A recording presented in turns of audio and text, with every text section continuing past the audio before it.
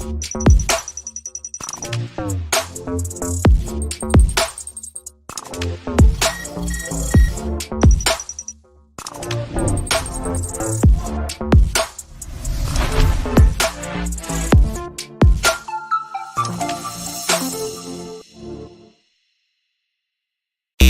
the 915 to H-Town, from the Panhandle Plains to the Valley, and everywhere in between. This is the 50/50 podcast, powered by National Scouting Report. Join me, Hector Cano, as we cover the Texas high school club and college soccer landscape, along with an inside look at the college soccer recruiting scene. The 50/50 podcast is a platform about the people and for the people who are dedicated to the beautiful game.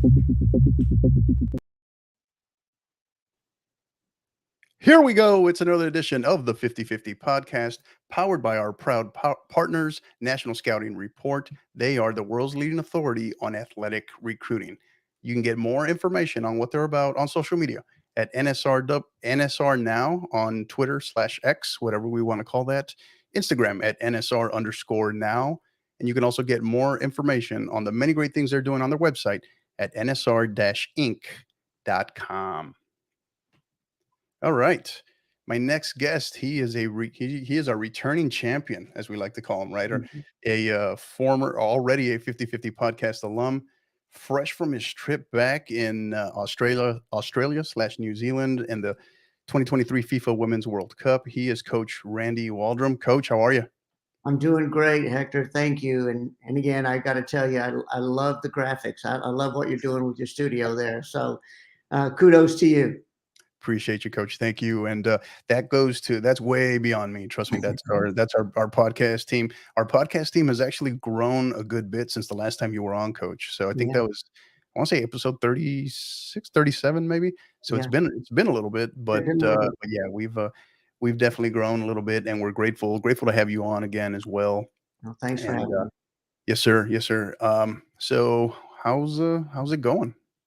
Well, it's going about 100 miles an hour, to be honest. You know, as everybody knows, I left to go to the World Cup around the 1st of July, I think, and got back after the penalty kick loss to England, and flew back almost 20 hours back to the U.S. and then straight into preseason. So I think I got home on a Tuesday evening, and Wednesday morning I was out at preseason practice. So haven't skipped a beat. No rest for the weary, right? So kind of curious before we start diving into the World Cup, how did your team back at Pitt receive you when you showed up on Wednesday? What was that like?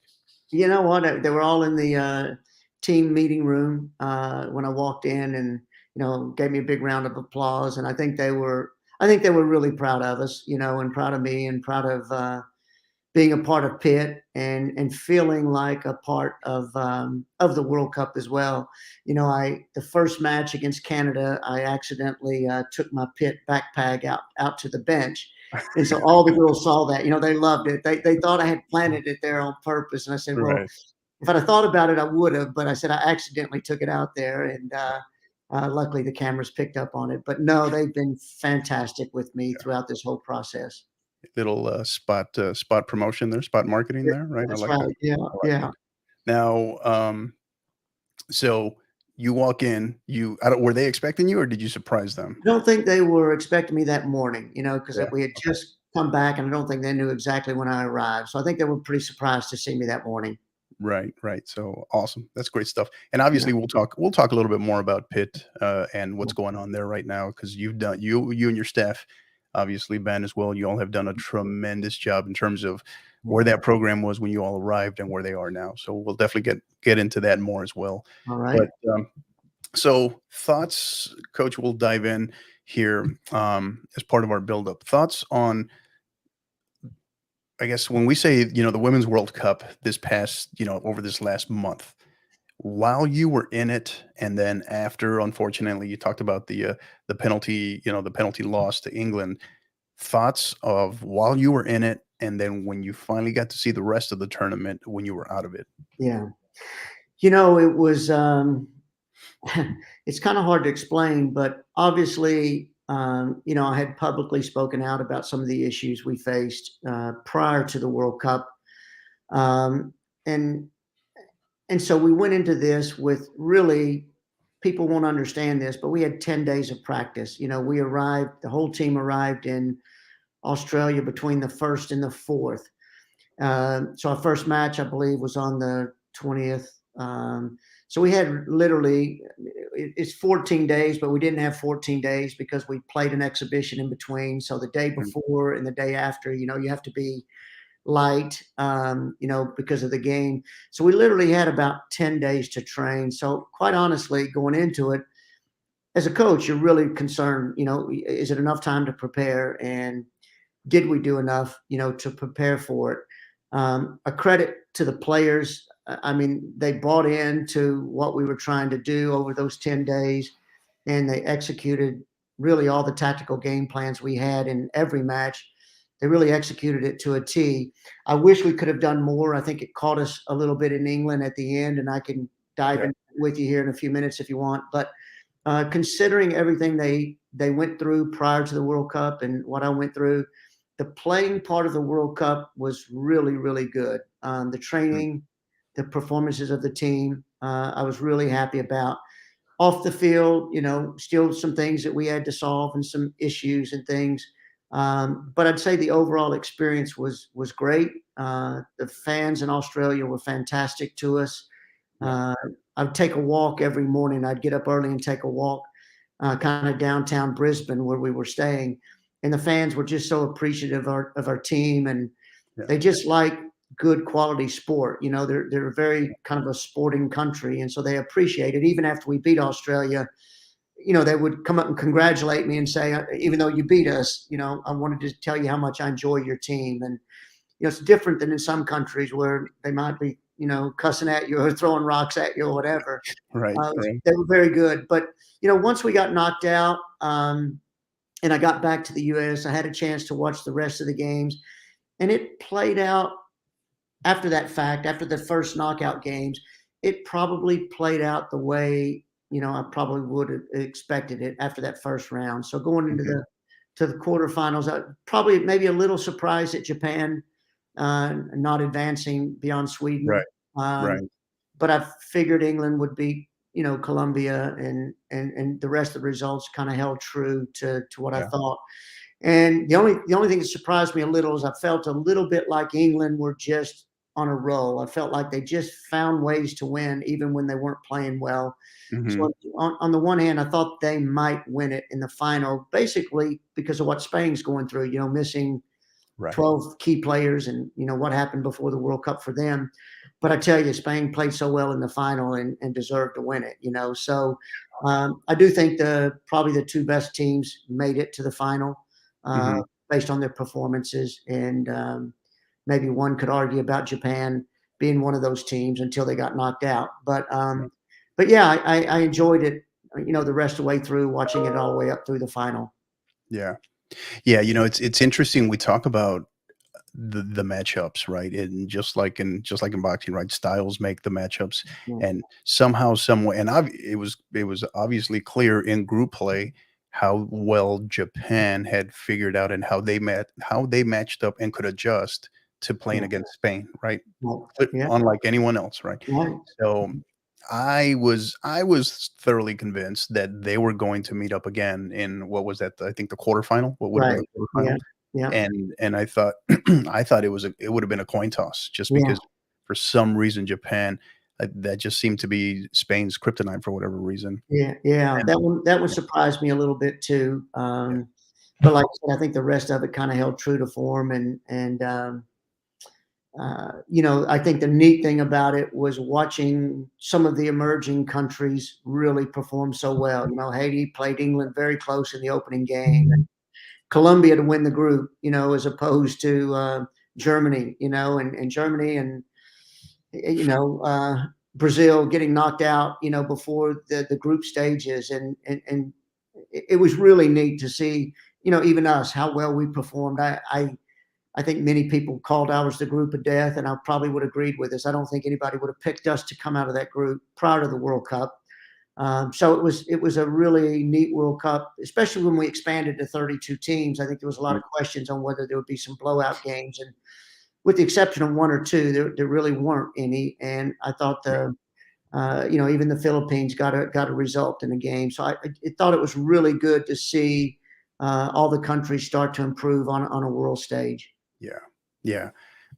What did you have a moment, so beyond the obvious, right, of the Yeah, largest World Cup ever, third first one with 32 teams, right, and the fact of how close the play really was for the most part. right, What do you recall a particular moment, either maybe you all were in a match yeah. or just in the environment and watching other matches, maybe doing film study, um, do you recall a particular moment where you had an epiphany, it hit you where it's like, "Okay, this World Cup is going to be different, very different." Well, it really, for me, it happened right off the start in group play. I think, and you'll have to refresh my memory, but I think New Zealand got a win against Denmark, I believe, or something Yeah, right out of the gate. Yeah. right out of the gate. And and you're thinking, wow, there's one upset already, and that was the day before. I think we played Canada, so I'm optimistic. I'm going, well, that gives me a little bit of hope, and I think we saw it really in the group stages, with Germany getting such a big win, and then the second match losing to Colombia. Right, right. You saw it starting to happen even at the group stage, and so I think that for the whole World Cup kind of was the time I felt it would be different. I think for me and for our team, um, as a coach, I have to be honest with you guys because I know there's a lot of coaches listening here. I think we've all done this at our whatever level we coach at, but you go into some really big games like this and you're just hoping that you make a good showing. You're hoping that you don't lose 4 or 5-0. And, playing the Olympic gold medalist in the first match, it's one of those that I just I felt we really needed to get something out of the first game. If we had Mhm. any chance, we needed to get a point or 3 points because I felt if we lost that match, then we had to beat Australia and then would probably have to beat Ireland to advance. So that first game is so important.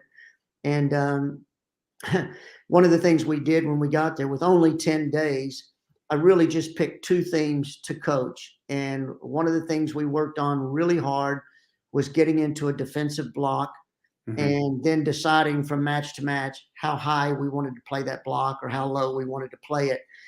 And because I knew with the competition, I knew we didn't have enough time to put an offensive game model in place to where we could play head up with those teams. Right. And so we worked on a defensive model, and then knowing that we were going to be playing with a lower defensive line, then we worked on countering out of that. And so for the 10 days, we didn't look at Australia, we didn't look at Ireland. Everything was focused on the Canada game, getting a result out of Canada. And so it was really important for us to get that first. And of course, I remember, 5 minutes in the second half, we give away the penalty, and who steps up but Sinclair, to hit the penalty. And I'm Right. thinking, oh gosh, we've worked so hard to keep it even at this Yeah. point. And then when she came up with a big save, Yeah. which she's done before, by the way, she's a great goalkeeper. But I thought we got a chance to get something out of this game. So once we got the point, it's kind of a relief, and it's almost like, well, good, we're going to walk out of here at least with a result of some kind, and there's two more games to play, but at least we're not going to get three losses and go home kind of Right. thing. And I think it was a big confidence boost for our players to do that against the Olympic gold medalist. And then again, going into the second game, with Canada, we really wanted our defending block to be at the top of the circle. But if you watch the game, our block dropped deeper into the bottom of the Right. circle instead Yeah. of the Yeah, top. I did But notice that. it went deeper and deeper, and it was deeper than we wanted it. But then when we played Australia, they have so much pace up top that we wanted it at the bottom of the circle. So we basically had to tell the players the way you played Canada is the way we need to play Australia. Mhm. Because I felt like they weren't going to be as good of a build-up team to play around our block or through it. Watching all their games where they'd had their success even prior to the World Cup was winning the ball and then playing off a counter and playing long, and getting their flank players in or their strikers in. So we really wanted to condense the space behind our back so they didn't have the room to play in. And I think that worked to a T, against Australia. And it wasn't until the end when we were up 3-1 that they really started getting on top of us. And trying to push for that, that goal to Right. get them back in the game. And fortunately, we held out to, I don't know, a minute left in the 11 minutes that was added of extra time before we conceded. So we got out of there. So we were fortunate not to concede a second goal earlier than that, or it could have been a real problem.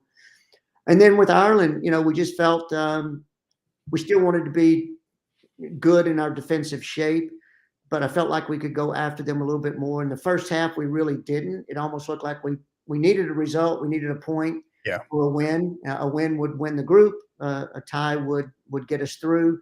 And I think the players played a little bit on edge, a little nervous the first half, where Mhm. they were afraid to make mistakes. And then, we got in and made some adjustments at halftime, and we were a much, much better team in the second half. And a little disappointed we didn't get the win. I think we hit the crossbar once or twice at the end of that game, and didn't get the win, but got through. And then the interesting thing, Hector, is when we got to England in the quarterfinal, I watched them play China in the group stage, and China set back in a low block and was very organized, by the way, in their block. But England, because they put no pressure on their three backs, and they didn't deal with with Lauren up front for them, Lauren James. England just played right through their block, and China wasn't very aggressive in it. And of course, the result was whatever 6-0 or 6-1, Right. whatever it It was. was 6. Yeah. Yeah. So what we ended up deciding to do is in that game, instead of sitting in a low block, I decided to say, I don't want those three backs to make the game. So we pushed our three forwards onto the three backs to press them so they couldn't have time to play. And then with their two holding mids, they're very key with Walsh in there. And they're very key playing through those two holding mids. So I had our two attacking mids just lock them down and mark them man to man. And then we put Halamatu Ayindi on Lauren James and said, just follow her everywhere, take her out of the game. Yeah. And England wasn't prepared for that, and of course, we were a bit unlucky not to win the game, I thought. But after the match, of course, I had drafted Rachel Daly when I was with the Dash. Right. Right. I With the know dash. Rachel very well. And I was congratulating her after the game, had a chance to speak to her and give her a hug and congratulate her. And she said, Coach, man, we were not prepared for you at all. She said, we spent all week trying to break down a low block, expecting you guys to do that. And of course, when we came out and we didn't play that way, they just weren't ready for it. So I think tactically we had the game plan Mhm. well done. I think where it hurt us, to be honest with you, from a coaching standpoint, is with only 10 days to really prepare. We covered the topics like playing a man up or playing a man down or managing the game. We covered those topics in a classroom, but we really didn't have time to go out on the field and spend time working on playing a man up and a man down. Implement. Right. Yeah, and I think those watching the game would probably agree with me. We were better playing against England when they had 11 than when they had 10. And because England dropped back in a little bit of a lower block Right. and they went to a 4-4-1. And that's the time we should have put the ball down and kept it and tried to play around the flanks and get service and crosses in the box. And we kept just trying to play long and direct. And that to me is a direct reflection of not having enough time to prepare Yeah. your team for those kind of moments, But having said that, a great effort, and we were a bit unlucky, Ashley Plumpter hit the crossbar in the first half, and then I think we hit it again in the second half, against them. So a little bit unlucky, I thought, not to come away with a win against the European champions. But a lot of people may not think about this, but we played 4 games. We played the Olympic gold medalists, and they were 7th in the world. We played host nation Australia, they're 10th in the world. We play Ireland, who's 21st in the world. We're 40th in the world. And then we play the European champions, England, that were 3rd in the world. And we really, in 90 minutes, we didn't lose a game. No. Right. We didn't lose. We lost in penalties. We didn't lose in a game, and we got 3 clean sheets out of 4 games. And one was against the Olympic gold medalist, and one was against the European champion. So Mhm. I as disappointed as I am, we didn't make it another round at least. I couldn't be more proud, more proud Yeah. of the team. Yeah. Yeah. And obviously it's been well noted in terms of the unfortunate set of circumstances going Yeah. on with that obviously yourself and your players have had to deal with in terms of the Nigerian Federation. But Yeah. what as this whole process is playing out, right? The group play and Yeah. then the round of 16 matchup with England.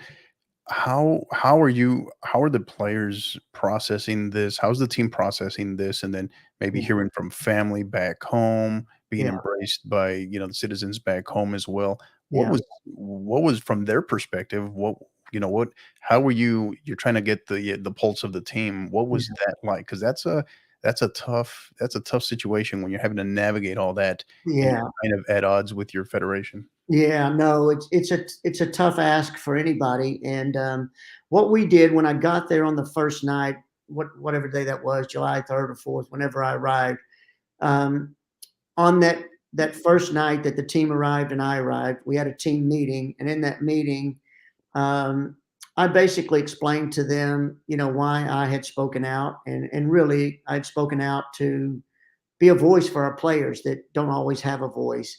And they had also met with, I think it's well documented, they had met with the people at FIFPro, which is the body of FIFA that fights for players' rights and that kind of thing. It's kind of the arm of FIFA that does that. And they had already spoken to FIFPro without me even knowing that they had approached them. So what we decided that night is to be professional, set everything aside, and not discuss any of those issues uh, with anybody within the team, with the media. We made it an agreement amongst all of us that we would just focus on the football while we were there, and then let everything take care of itself the way it's supposed to take care of itself. So that's where I thought the players were really, really professional, because in other past instances they had let that really bother them. It affected us in the African Cup of Nations. I think it affected them in the last World Cup, and we just didn't want that to be a reason for us to not succeed. And yeah, they were great. I never heard the whole time I was there. I never heard them discuss this. I never heard them talk about issues. Nothing but fully engaged in training, in our tactics, in film study, all of those things. And of course, the media continued to try to ask me about it pretty much at all the early press conferences. And I made it pretty clear early on that, this wasn't, the point of me being there to discuss that at this time, that our full focus was on the football. And I think everybody did a really good job of that. And that's why we were able to have that success. Yeah, and I think one of the things that has to get mentioned along the way, because obviously you're over there living it, but the play of the play of your squad, the play of your team, and the fact that they're being coached by by an American coach, a Texan at that, and one with roots all the way back to Texas high school soccer, right? Well, Um, I don't know if it's really been mentioned to you, or if it's really, if it's hit you, if you had a chance to digest it. It really struck a chord with the American fan base, whether it was your hardcore supporters, U.S. women's national team, other countries, or even your casual, right, your casual followers.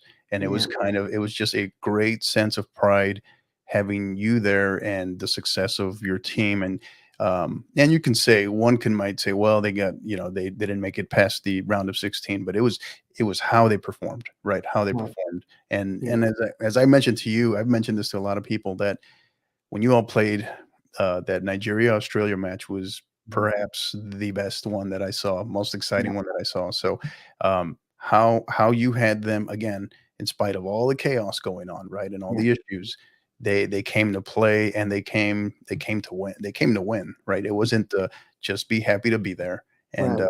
I think you cannot be commended enough, and you made a lot of us fellow coaches, fellow Texans, fellow Americans very proud. Well, I appreciate you saying that. It was hard for me because I think I mentioned this to you before we started the show. Is in Australia watching the matches. Obviously they have the Australian commentators and people in studios there calling the match. So I've taped all the games, but I haven't had a chance to go back and watch and see what the American broadcasters were saying about the game. So I probably haven't gotten a good sense for what you're saying yet of how it resonated with the people here in the US and especially back in Texas. Obviously, I've had, close friends and family, and the people all back in Pittsburgh, they were keeping up and letting me know, how proud they were. But yeah, it probably hasn't hit me yet, what really Right. we have achieved. And hopefully I'll get a chance to experience some of that. What will you take as perhaps your biggest personal memory from this World Cup? Yeah, the biggest memory will just be on the biggest stage in the world. As coaches, just like we were as players, you always want to have the opportunity to play for a championship or play on a big stage. And, some have ambitions of being at a World Cup, and others have ambitions of playing for a Texas State High School championship, and others for a club like it, whatever level that you aspire to be in. I think all of us are driven to try to do it the best we can. And the thing I'll take away is on the world stage against some of the best teams in the world that we played just in our setting. Um, I'll take away how our players responded to the coaching over those 10 days and how well they prepared and fought and competed for those. There's individual games. I'm like you. Right. The Canada game brought a lot of joy because it was the first game and it was an important one to get off on the right foot, and especially with the big penalty kick save. So I have memories of that game. But I'm like you, the two games that really stand out for me is the Australia game when really we weren't very good the first half. I mean, defensively, we were holding our own, but we weren't really getting after them a little bit on the counter like we had hoped. And then Uchenna Kanu, when they scored with 5 minutes before the half, and then Kanu scored with about 2 minutes left before the half. That was a big game-changing goal because it was all the difference. You go in now tied when you haven't played that well, and I think it gave our kids great confidence. And then to come out and all of a sudden look at the scoreboard and go, "Oh my God!" I'm telling Kyle, my assistant, I'm going, "Can you believe we're winning this freaking game 3-1?" And just the excitement of it because it got really Yeah. exciting even for the Australian fans. Of course, that was played in front of 47,000 fans, which was a Right. sellout at that game. You couldn't hear. I mean, it's useless to try to stand up on the sidelines and give instructions. The players can't hear you. You can't hear yourself. Um, but to manage that game at the end when they really made a push to come back and they got that second goal, I think it probably for the fans was really exciting. For me, it was a Oh, little of more. course. Yeah, for me, it was probably a little bit more gray hairs and heart Right. stomping moments. But then I think it was kind of the same feeling, even though we didn't get the goals in the England game, just to be able to play somebody like the European champions and play so well. And in fact, I think a lot of people have told me they felt like we outplayed England. And I felt like Mhm. for large parts we did. And to be able to show that we can play on the world stage with the world's best, that's going to be the big takeaway for me, you Yeah. know? Yeah. Yeah. Absolutely. Biggest trend, so this is kind of a two-parter here. Yep. Biggest trend that maybe from your opinion, biggest trend you noticed unfolding there from whether it was your not just your matches, but in others and watching others, but the biggest trend you noticed in this World Cup and where based upon that, I guess, where is and obviously we know what the final result was on Sunday, Right. but where do you also see the international game headed? Well, what I saw, I don't know. I'd have to go back study a little bit more because I was so engaged just in our team. Even when I Correct. watched the other games, I was kind of watching with one eye there and the other Yeah. one, trying to look at what we needed to do. But one of the things I noticed with all the teams that I saw play is most all of the teams, and this is quite frankly between you and I, this is where I think the U.S. failed a little bit, but most of the teams to me looked like they had a very good game model in place, and the players really tried to execute that game model. So, for Mhm. example, when watching Canada play with their possession style and the interchange of midfield players and forwards and overloading the wide areas with outside backs and the things that they do, in that game model, they were really good at it. Australia was a little different. Australia would keep possession a little bit in the back, Mhm. but they would keep possession only long enough to try to spring a player forward. So it was a combination of with their back line and their two holding mids. It was a combination of putting three or four passes together, but they're just trying to move you enough to now play behind you. So they had a different kind of a game model. But you look at Spain and you saw, I mean, my gosh, what a lesson in player movement and mobility and and having a game model where it just was free flowing and the passing was so good. And I thought a little bit with the U.S. That's why we lost our way on the games I saw. And again, I didn't see as much as everybody else did, but it just looked like we were out of ideas. Like, it kind of seemed like we just played the game, and wherever the ball went, we just reacted off of that instead of having a real clear vision of how to play. Yeah. Japan. And when I say a game model, I think teams at this World Cup were more fluid in being able to tweak that and adjust that even in the run of play.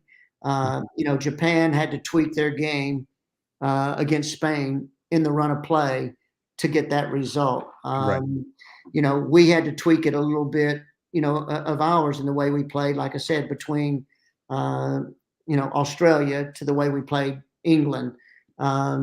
Even in the second half of the Australia game, we had to adapt a little bit to get more offensive opportunities. And that's one thing the international game does more so than the college game or more so than club soccer is it's a big game of chess. Those coaches are all very good, and they're Mhm. making in-game adjustments that, and moves that you have to adjust to, or you're trying to make a move to exploit what they're doing. And, you know, with club soccer or high school soccer or even college soccer to a big extent, a lot of teams just have one formation they play and they just try to stick to it and hope it works. And they're not really adjusting as much. But that to me was probably the biggest thing I saw out of the World Cup. Was amazed how these game models of all the countries have really evolved and how well the players are disciplined in coordinating it. So I think you saw so many more teams so much better in possession in this World Cup than you have in previous games. So it was much more attractive to the eye, much more attractive, I think, to a normal soccer fan, especially those that watch the men's game but don't think much of the women's game. I think we probably converted a lot of fans to see how well the women are playing now. So Oh, yeah. that to me was probably a big trend. The other thing that happened, and I don't know why, but I'll be interested to go back. It seemed like so many teams were missing penalty kicks. I've never Oh, yeah, seen so many missed penalties in the run of play and in penalty kicks at the end. But that'll be an interesting thing to look at once the FIFA technical report comes out. I'll be very right. curious to see what those numbers really were. But just off the cuff, it seemed like an awful lot of misses. I can remember, um, against Vietnam, I think Alex Morgan missed one. Mhm. Sinclair missed against us. I think England maybe beat Haiti off of a penalty kick, but it seemed like they missed it the first one, and the keeper moved early, and they had to Right take. off the line. Yeah. Yeah, so but there seemed to be several of those going through. So I was a little bit surprised early on. I think more were missed than made out of Mhm. the first 6 or 8 games. So um, I don't know that that's a trend, but that's certainly one thing that I noticed in the World Cup as well. Yeah, and one has to wonder, is it obviously they're professionals, but they're still, is it a different level of just a pressure-filled moment, right? Possibly. And then, but the other thing too, I think on some level it clearly speaks to the technical analysis of goalkeepers and goalkeeping coaches, right? Yeah, Without a doubt, just their data research, I think, as well. yeah, So yeah, and just exceptional, excuse me, exceptional play by yeah, goalkeepers as well. So yeah, uh, so yeah, I think yeah, that's a interesting one to mention because yeah, that is very true. yeah, Um, yeah. so we start to look forward, Coach. Mhm. And I'm not entirely sure where this puts you now that the cycle, it's different in the women's game, right? Because the cycle isn't completely over because you have the Olympics, right, for some nations next year, and don't quite know in what capacity where you're at contractually still to Nigeria. But Right. I do have to ask you this one, right? Is in case you didn't know, the U.S. women's national team job is open. So I heard something about that. Yeah. yeah, there's all kinds of lists going out there in terms of potential candidates. If they came a knocking on Coach Randy Waldrum's door, Yeah. would you listen? Would you be interested? What are your thoughts on that? What can you share with us on that? Yeah.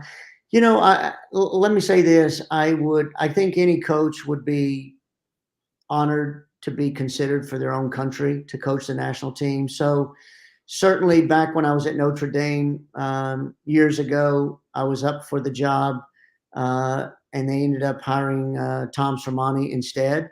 I had gone in and interviewed for it then. I don't know where I'd be in the picture now, to be honest with you, Hector. I have not heard from anybody from U.S. Soccer.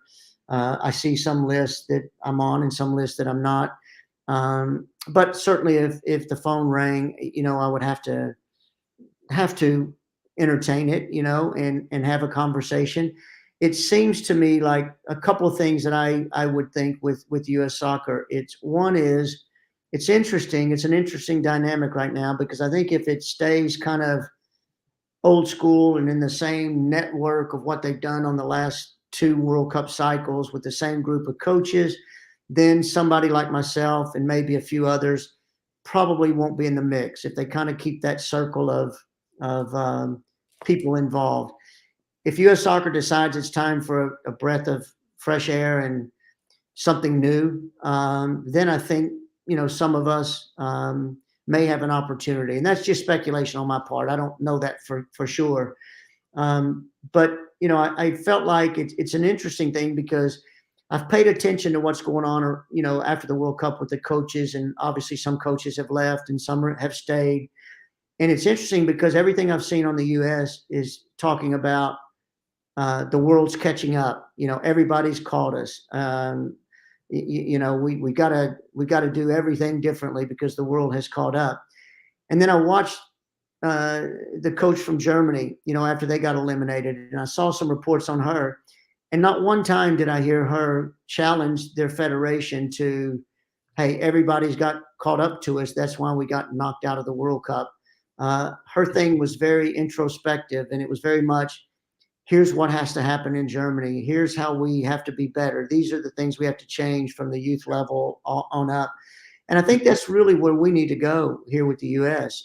Regardless who the coach is going to be. Mhm. I think we have to take a look. We've not been successful at the youth level in the Youth World Cup like we should. And I don't think, sure, one can argue that the world's caught up. Well, absolutely, because federations are putting more money and making investments now. So all of the other federations out there where their countries are investing, they're going to get better. But look, we still have a tremendous amount of talent in this country Oh yeah. and a pool of young players coming up the pipeline that we have so many players to choose from. We can't let the world is catching us be an excuse for us not to continue to move forward.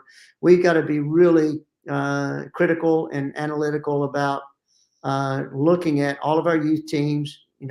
Who's coaching those youth teams? What's the process of selecting those players? Do we have the right scouts out there scouting talent? I mean, it goes all the way. Everything's got to be looked at. But can the U.S. get back and win the next World Cup? Absolutely. I think, can the U.S. do well in the Olympics? Absolutely. We have the talent to do it. I think the senior team needs, to me, they need a very clear game model and a very clear way of playing, because it looked to me like there was, 11 players kind of playing in their own style, not really Right. having a cohesive understanding of a game model and Right. how they were supposed to play. And again, I'm on the outside looking in, so it's easy to be critical. You don't really know what's going on in camp and what's going on with the players and the coaches. So that's not a criticism of Vlatko. That's just a critique of what I saw Yeah. of watching the team. So I think there's got to be a real clear understanding. I certainly have a way I like to teach, and I think it clarifies those roles and positions very clearly for players. Players have to understand what they do when they're in possession based on where the ball is on the field. They have to understand how to transition into defense when the ball's lost on the different parts of the field. And everybody has to understand their role. And so I think a coach that can give them a clear vision on that will go a long way. Yeah. Yeah, and there's so many factors beyond who the next coach is, right? Yeah, You just talked about it. You just broke some of them down from culture to long-term development to a number of issues, infrastructure. yeah, Um, but from the coach perspective, yeah. what is maybe one key, whether it's an attribute, trait, what have you, something you would like to see in the next U.S. women's national team coach, something that that's a key characteristic of theirs that you think, based upon where the senior team is right now and what they Yeah. need, what do you think is maybe one key characteristic needed for the coach? I think the thing is that the team needs a very progressive game model. We've won so much on our heart, our competitiveness, our will to never give up. We've won on our athleticism. We've won up to this point for a lot of reasons. But at the end of the day, I use Japan and I use Spain as a model. We have technical players that can play that way. You know, are some of their players a little bit different, maybe a little bit more technical in the position that they play than we have? Possibly, but we have players in this country that can play that way. And I think it's going to take a progressive idea of a coach of how to get us playing where we can keep the ball. I saw a quote the other day. I think it was, I don't know if it was Heather. No, actually, I think it was Julie Foudy. Something had said, somebody I saw on social media had said, hey, I wish Foudy's team was back in the day when we used to pass the ball. Yeah. And she came back and said, we never passed the ball like Yeah. Spain passed the ball. So I think that's where the game has evolved. You look at what Pep Guardiola's done, when he was at Barcelona, you see what he's done, and he's taken to Germany when he was at Bayern. Now he's taken it to England. You look at what Spain's doing. I think we've got to have somebody that can put a clear model in for us to be able to take that next step in our evolution to be not just an athletic team, not just a fast team, not just a hardworking team, but a team that really clearly has a plan and understands how to keep the ball. In the international game, you've got to be able to play a couple of ways. You have to be able to keep the ball, number one. Right, that's how you break teams down. You move the ball enough to find these overloads in the different parts of the field. So you have to have a coach that really understands that and puts that together. But the other thing that you have to be able to do is, in the modern game, there's such transition. Yeah. So you have to be able to understand, we've won it. Now they're disorganized. Do we attack quickly? Or we've won it, but they're organized. So now we have to keep it. Like, these are things you have to work and spend time with your players to teach them. It just doesn't happen by, putting 11 out there and going to play. These are the things that you have to do. So these are some of the things I think are a strength of mine. But I think there's other coaches out there that can do it as well. But I think this is what the team needs is getting back and are getting to a point where we can keep the ball and force teams to have to adjust to the possession and the way we play, and then have the ability to say, okay, it's not on to go slow now. It's time to go quick, and also have that ability to play in both of those scenarios. Mm-hmm. Yeah, and we talk about the number of, obviously, the size of this country, the resources. And I agree with you. We do have players that can play on that technical level. Yep. But I think the issue is, especially when you talk about the development system here, is and this is a whole other podcast in itself. I know you've heard this plenty of times, coaches. The hindrance really of us continues to be, really, you can say, the pay to play model, where we are just simply eliminating large percentages of more of those potential technical kids that we could have, that just they never even have the opportunity, right? So I get it.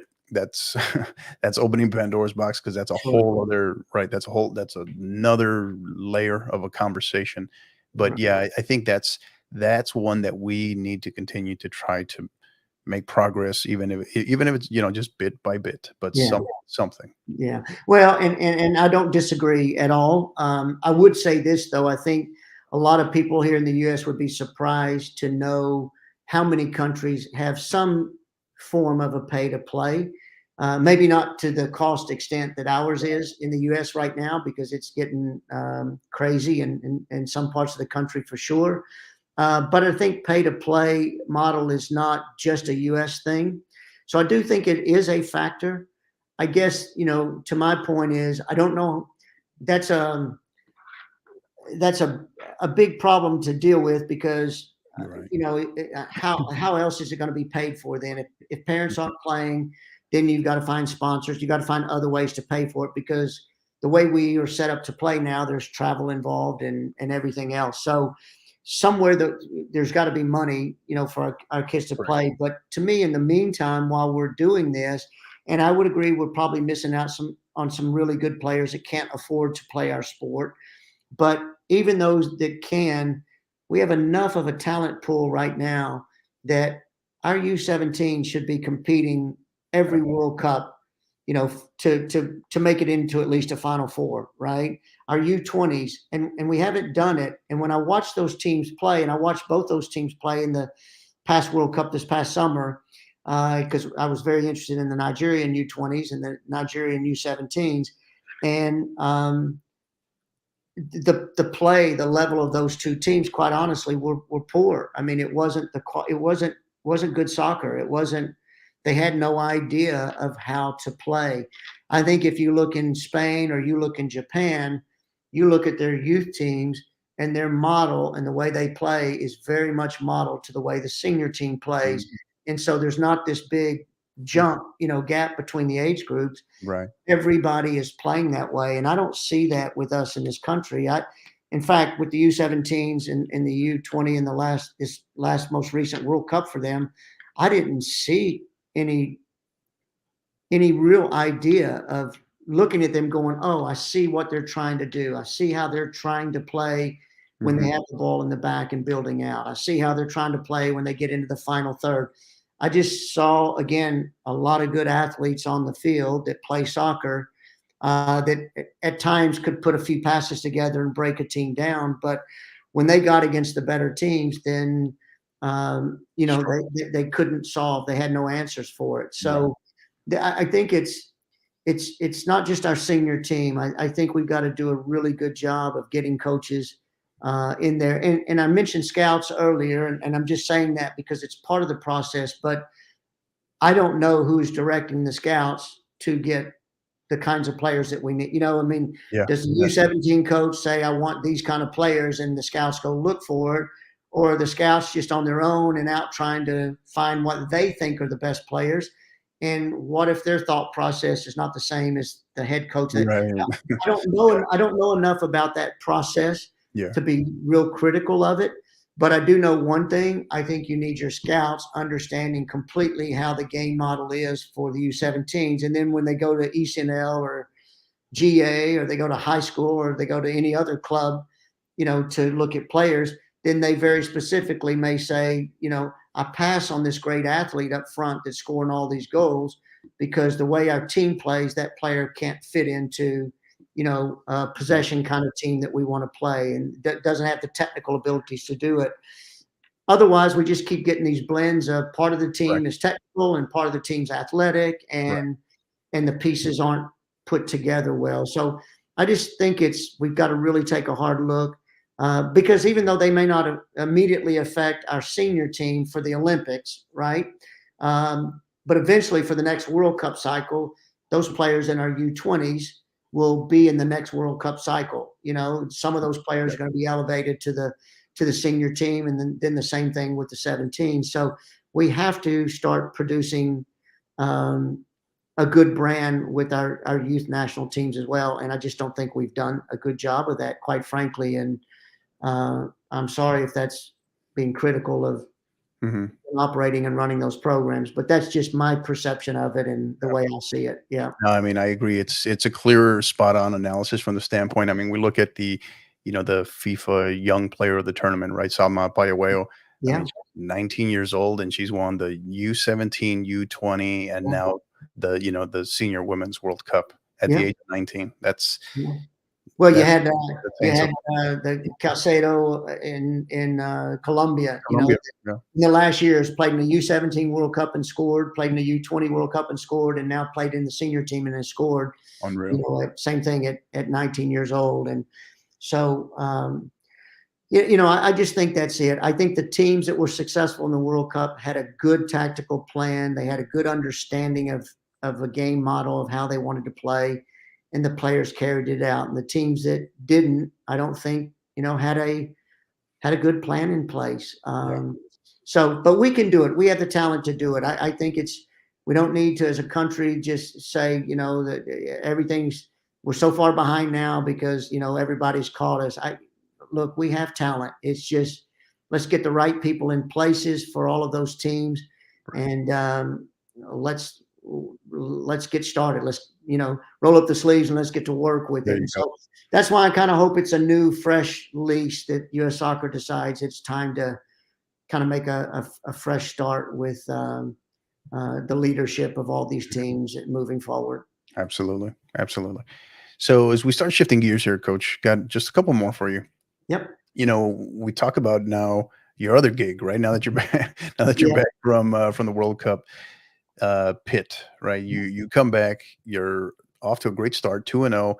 I Yep. just saw the match the other night versus or the other day versus Drexel, Yep. 4-1, I believe was the Yep. final, right? Yep.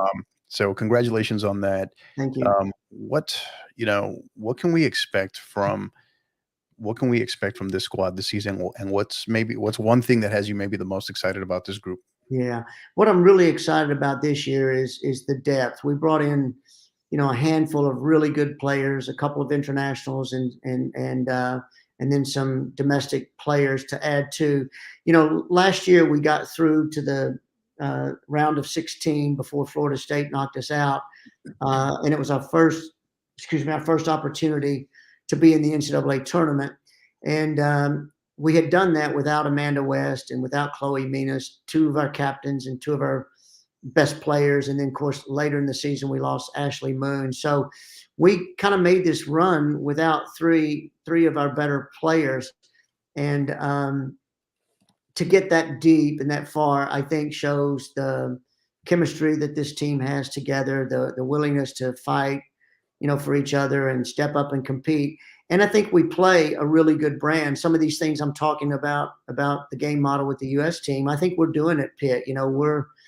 We're inverting backs. We're getting midfield players to interchange and break lines, and the mobility of our midfield, I think, is really, really good. I think we play a really nice, attractive brand of possession football, and yet we have enough pace when it's time to counter those things that we talked about. We can do it. But I think this year now we get Amanda West back, we get Chloe Minas back, Ashley Moon is back, added to the team that did so well last year. And then in addition, we brought in a couple of internationals, Sophia Doheny from Canada up front. I think is going to be a really good player. She would have been with the U17s in their World Cup had she not picked up an injury before the World Cup. Aaliyah Gomes, also another Canadian that plays out wide up front for us, I think is going to be a really special player. Then I brought in a left back that can also play center back from Austria, Lainey Fuchs, and she just got back from the Euros, the U19s. And I think she's probably got eight or nine caps with the senior team under her belt already. A very, very good player for us. And then we brought in one of my Nigerians, Deborah Abwoden, that played in the first match against Canada. I started her and played her against Canada as a 19-year-old, and she played great. Unfortunately, in the extra time, she got a red card, and FIFA decided to punish her 3 games for some reason, and so she missed Wow. the rest of the World Cup. Wow. But she played great, and she's going to be a really, really good player, a midfield player for us. She got her first assist. We didn't start her Sunday against Drexel, but she came on and played about 40 minutes, I think, and got her first assist on the 4th goal, I believe. But she's going to be a really special player. So I think we have a chance to really duplicate what we did and maybe even take it a notch or two farther. Of course, as you know, you get to tournament time and playoffs, Right. anything can happen. Things It kind of have goes. Yeah. to fall your way. But I think we have the talent to be highly competitive this year. So I'm excited. I'm ready for the games to keep coming. I want to get deeper into it to Right. show the rest of the country how good I think we really are. Yeah, yeah. I mean, it goes without saying, especially playing there in the ACC as well. But you're just where that program is, how far you've brought them to work. Because I remember where they were just not too long Oh yeah. ago. So great work, incredible stuff. Well, thanks. Final question for you Yeah. here, Coach. I'm going to put you on the spot here a little bit. This is one that I've liked to ask college coaches as of late. But Finish this sentence for me. So the 2023 Pitt soccer season will be a success if The 2023 soccer season for the Pitt women's soccer will be a success if we make it at least to the round of 8, to the quarterfinals. there you go. I'll Awesome. do that. Very, very specific. I like that. I'll take it a step farther than the Sweet 16. So we get to the final round of 8. We always want to push the envelope. One of the things, in all seriousness, Actor, we always talk to our team since I got here, and you mentioned it, but when we got here in 2018, this program was 22 years old when we took it over, and it only had 2 winning seasons. So it was in a really bad place. And now 5 years later, we're in the Sweet 16 of the NCAA tournament, and the last 2 or 3 years we've been ranked in the top 25. So what I always challenge the players is this: is we don't want to be a team that's successful. We want to be a team of excellence. And even though those words can be synonymous, I think there's a difference. And what I'm always telling our players is, I don't want to win more games than we normally win one season, and then the next season not get there again, or I don't want to make it to the Sweet 16 or to the NCAA tournament and not get there again. We did it last year, so last year was a successful season, right? We achieved more than any Pitt team has ever achieved, but we want to do that again, and then we want to do it again. Then you become a team. Yeah. Then you become a team of excellence, and Yeah. that's what we had when I was at Notre Dame. We were always a top 2 or 3 team in the country. We played in 14 years. We played in every year an NCAA tournament. We played in 8 Final Fours. We played in 5 national championship games. So when you thought of Notre Dame during that time, you thought of excellence, and that's what we want to do at Pitt. We don't want to just be successful. We want excellence. So that's why I'm saying, let's get us to the round of 8, and I'll consider it, another year of putting together an excellent season.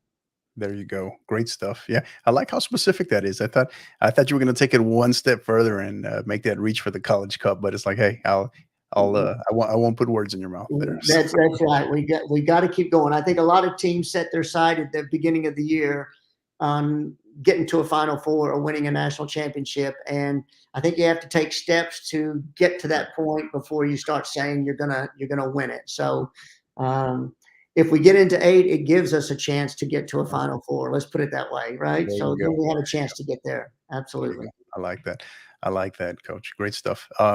Real quick here as we start to segue, Coach, let us tell everybody about our good friends at Gipper. So Gipper is the way schools, athletic departments, ADs, and coaches create world-class marketing content. Join over 2,500 coaches, ADs, and programs that use Gipper to create high-quality visual branded graphics for your program. The best part, anyone can do it in seconds on any device without needing any design experience. If you do have that design experience and you are what they call the power user, then you're going to love this even more because their platform allows you to do so much more. And just for being a subscriber, a listener to the 50/50 podcast, you're going to get the chance to receive 10% off any first-time Gipper purchase. Simply go to gipper.com/partner/5050 to learn more. Again, that's gipper.com/partner/5050. All right, and our other proud partners we want to tell you about are our friends at Global Scarves. They helped us create our first official scarf here for the 50/50 podcast, along with our spinoff series Inside Texas High School Soccer, and they've been phenomenal. They've been great. Global Scarves is the top provider of custom knitted scarves, beanies, and other fan merchandise in the United States. All merch is fully custom with free design services and free shipping on all orders. You can contact them at info@globalscarves.com to get any free designs or quotes built out for your school, club, or even if you want to order some personal ones, all right, for your supporters group, maybe. Again, you can contact them, info@globalscarves.com. And you can just mention the 50/50 podcast or give them the code hashtag 50/50pod, and they'll be sure to take care of you. So, all right, Coach. So the buildup is out of the way, and now it is time for our second segment, your favorite segment, right? Counterattack, where we get to pick on you a little bit, have some fun, not at your expense, but have some fun with you. So, you ready to go? Let's give it a go. All right, gonna put you under fire here right out of the gate. Okay. All right, so 3 coaches, right? 3 legendary coaches. You got to learn from one, coach against one, and have one become your best friend. All right, Alex Ferguson, Pep Guardiola, Marcelo Bielsa. Oh my gosh. Um, Hmm. I would like to learn from Pep Guardiola. I would like to coach against Ferguson, and I would like to be friends with Bielsa. Yeah. Nice. That one made you think a little bit, huh? Yeah, you did because Bielsa's kind of been the father of that group, you know. He's kind of Right. the one that the others went Yeah. to begin with. But yeah, I just love what Pep's doing right now, and I'm a big student of what he does. And you know how I feel about Ferguson. You know, Right. I wish he was back at my Man United right now. To be honest with you, yeah, Yeah. yeah. Yeah. The names of certain clubs we don't have to mention, coach. That's okay. Okay, On this okay. podcast, We we don't don't want to have make anybody upset with me. All right, I got it. to. No, all good. All good. I just, it never fails. It seems like one out of every three podcasts we have, it's somehow the name Manchester United comes up, or hey, I'm a Manchester United supporter. I was like, Yeah, all right. Next one. I think this one we didn't ask you before, so I wanted to go ahead and ask you again, yeah. just in case. So, um, any as a coach, not as a player, any game day superstitions or rituals?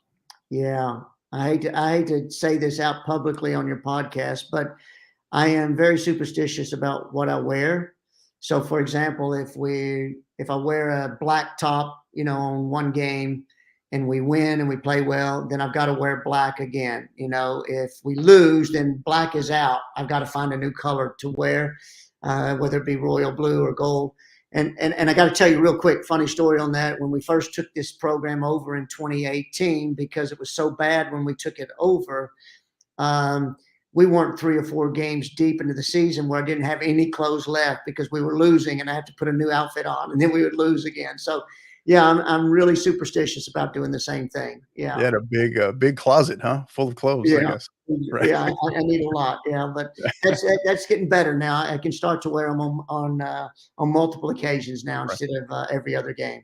I was gonna say, now is that limited to just the wardrobe, or what about what about the backpack, right? You got the Pitt backpack out there, for Yeah. or you gotta change that up too, or Yeah, how does that work? no, it's not so much the backpack. Now, I do even sometimes go as far as if I shave before the game, you know, and we won, then I'll shave. If I didn't, then I'm not going to shave because I didn't shave in the last game. So I'm really I can pick apart just about anything that I'm doing that we all know is responsible whether we win or not. You know, with what I wear or whether I shave or not. Right, Yeah, yeah, right. Yeah, no, it's hilarious, it's hilarious. Just the different takes from coaches, it's yeah. hilarious. 3 words that you would use to describe your coaching style. 3 words or less. Teacher. Um, Constructive criticism and caring, I think. And what I mean by that is I always feel like, of course, my degree is in education. And as you well know, I started out in high school soccer in Texas. So I've always felt like on the field, we're just teachers with a whistle, you know? Right, So right. my method is to teach, not to cuss at players or demean them. Um, you know, I think the caring part is I hope all of our players know that I'm there for them, you know, whether it's a soccer related issue or a life issue, that I'll always be there for them, even beyond the years that they play for me. So that's where the caring part comes from. Yeah. Well said, well said, I like that.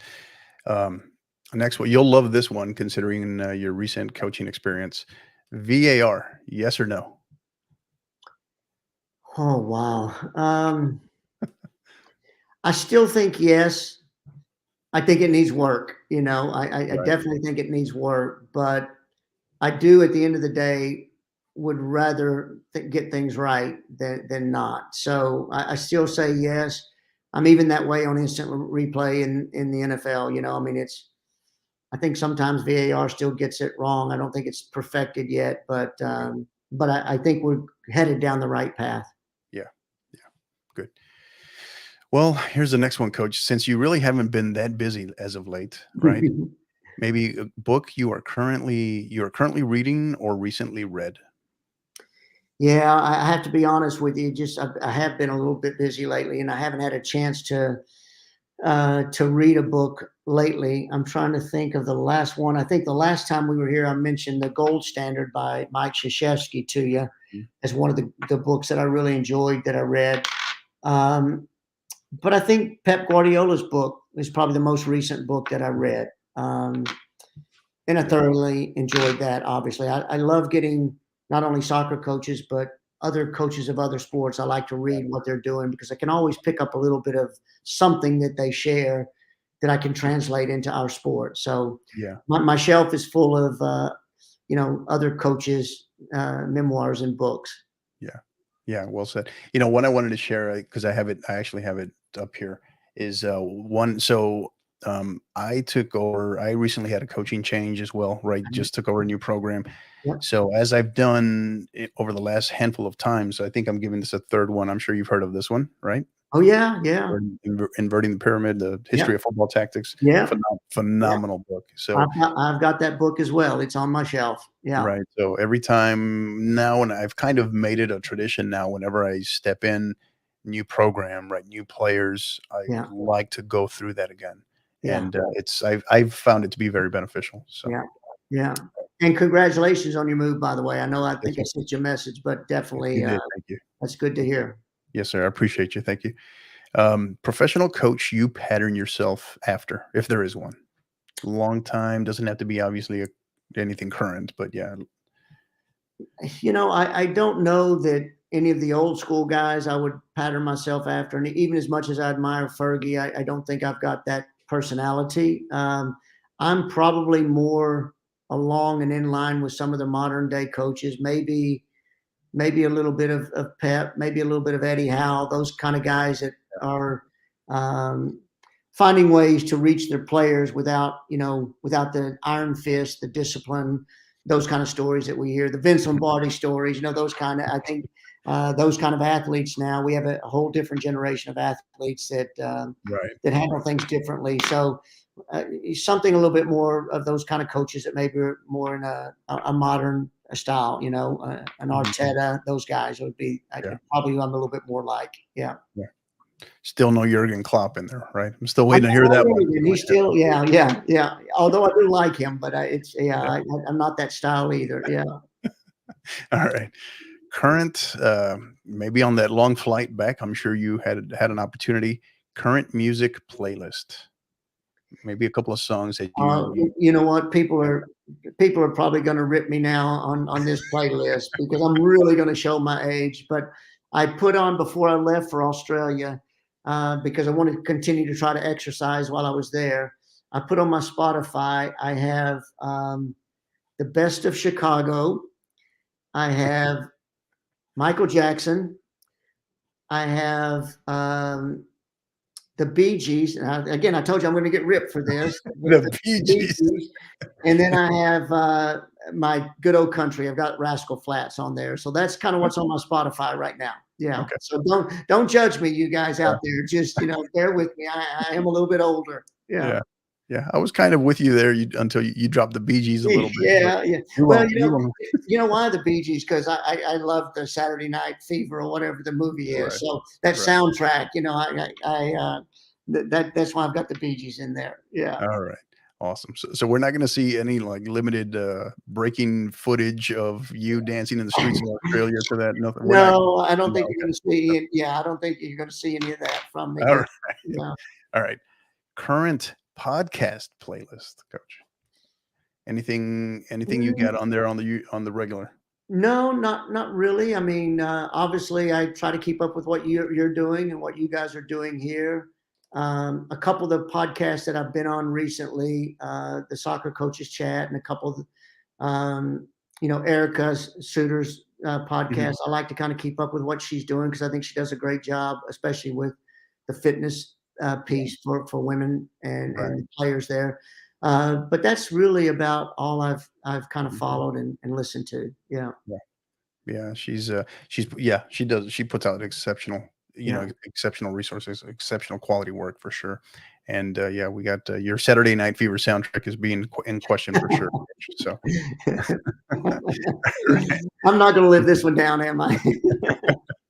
and we thank you as well Yeah, for your support of the podcast here. We yeah. greatly appreciate it. Thank you. Well, you do a great job, and I love the fact that your podcast is wide ranging, but your roots are with high school because I think that's something that I always cherish. I remember. I have so many great memories of all my coaching, even with my high school teams, and still stay in touch with a lot of the players that played for me back in high school. So I have an affinity for high school soccer for sure. Yeah, love to hear that. Love to hear that. Thank you, coach. 3 words. All right. So, and let me know. I have a dump button if we need to hit any bleeps here, coach. So, Okay. 3 words that your players would use to describe you. Country. Um, 70s throwback. um, Throwback. yeah, probably with my haircut. Yeah. And I would hope they would say knowledgeable. I would hope they would say that. But country, because I still have my southern accent, and I still say words like furthest instead of farthest, and I still say ain't, and when I shouldn't, and y'all, and all of those good things. So they Now, they how was the y'all received in Australia? they're not great, not great. They didn't know what I was talking about. They looked at me like, "What does that mean?" Yeah, and of course up here in Pittsburgh, it's use, or Right. Yeah, yeah. and so yeah, I was corrected when I went to Notre Dame years ago. I can remember a girl named Miotis Erickson that played for me, and she was a striker, and I was telling them on the field, I was going, you need to hit the furthest player away, and I kept saying furthest, and all these educated girls that are at Notre Dame were looking at me, and they just go, "Coach, I think the word's farthest," and I said, "Well, not in Texas, it's not. It's the furthest player." So I'm Oh, always that's awesome. conscious of that, but I'm not going to lose my Texas roots. I promise you, Right. that's always going to be there. That's awesome. That's great to hear. Great to Yeah. hear. Yeah. All right. Couple more for you, coach. So this is definitely one I like to ask every coach is Randy Waldrum is appointed soccer czar in America today, right? So everything goes in charge of all of soccer. What is the very first thing you'd change in soccer in America tomorrow? I would get I would work hard in the youth system to get a more unified um, youth program in place. I don't like the ECNL over here, and GA over. I mean, yeah, the GA over there, and USYS over here. Like, we have too many alphabet, Too many elite, leagues too going many on out elite. Yeah. there. So I think a revamping of our youth system is in order. It's interesting because I'm almost I'm almost in the mindset that years ago we had this right when we played in our youth leagues, just kind of within our own state, and you got a state cup champion, and then you went to regionals, and then you went to nationals, and then we had an ODP system that you played for a state team, and then you went to the regional camp and played. Right. If you were good enough from regional camp, you went to national camp.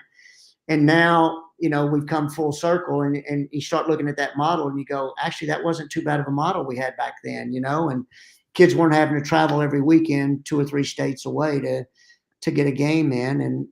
So I think we'd have to take a look at the youth system, would Mhm. be my biggest project to begin with.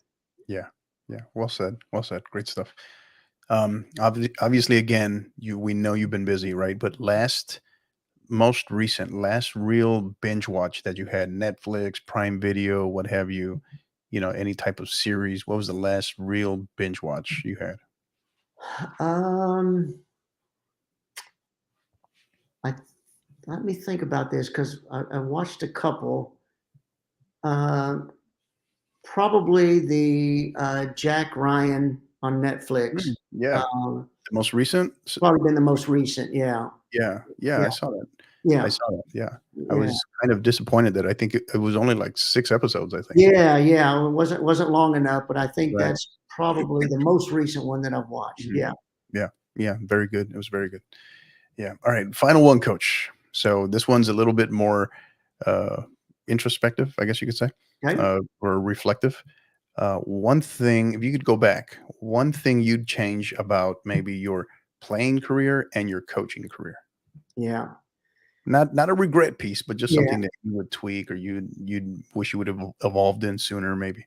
Yeah. My playing career, I left Midwestern State and was drafted in the old ASL, and played just a brief time out in LA, and then I was traded to Indianapolis, and then the leagues folded, Mhm. the ASL folded.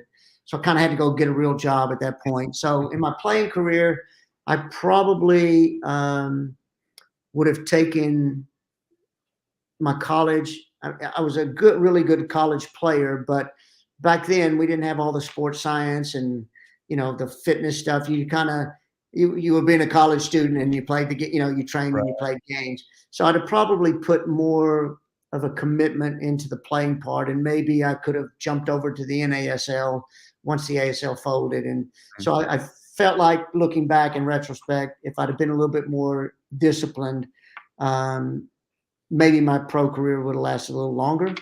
My coaching career, my biggest regrets, I guess, I'm not really one to look back too much. I always like to look forward, but I do have some regrets when I see my kids at Tulsa. When I first started coaching University of Tulsa, the men and the women, back in 1989, I killed those kids, in the preseason and fitness and all that stuff, because back then we had no idea of the knowledge of Yeah. Yeah. sports science and how long it takes to get fit, and And the, recovery. the proper recovery and the proper Yeah. rest. And I can remember making those kids run till till they puked, and you thought it was a good practice because you made somebody throw up, so when I Yeah. see them, I half jokingly tell them, every time I see them, I say, I have to apologize to you. I had no idea what I was doing back then, but obviously, as a young coach, it was one of my first head coaching jobs in the NCAA, and back then I didn't know what I didn't know, and Right. so I'd Yeah. like to have been a little bit better prepared, but at the same time, no regrets from that standpoint, because I had great kids. Luckily, everywhere I've been, I've had some really, really good kids that I've continued to stay in touch with, Yeah. since my time coaching them.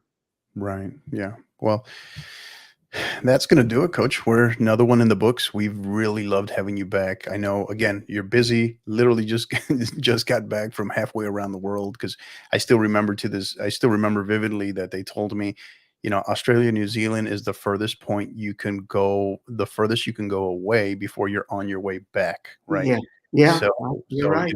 having been through all of that, Mhm. and just the roller coaster and the drama that is the World Cup, Right. and then now right back, hit the ground running with your team there at Pitt. We really appreciate you, making the time for us. And as is customary, right, we like to finish with our stoppage time here, our final thoughts. So, anything you'd like to share, whether it's just shout outs, thank yous, recognizing someone or something, or just any thoughts as it relates to the game, the floor is yours.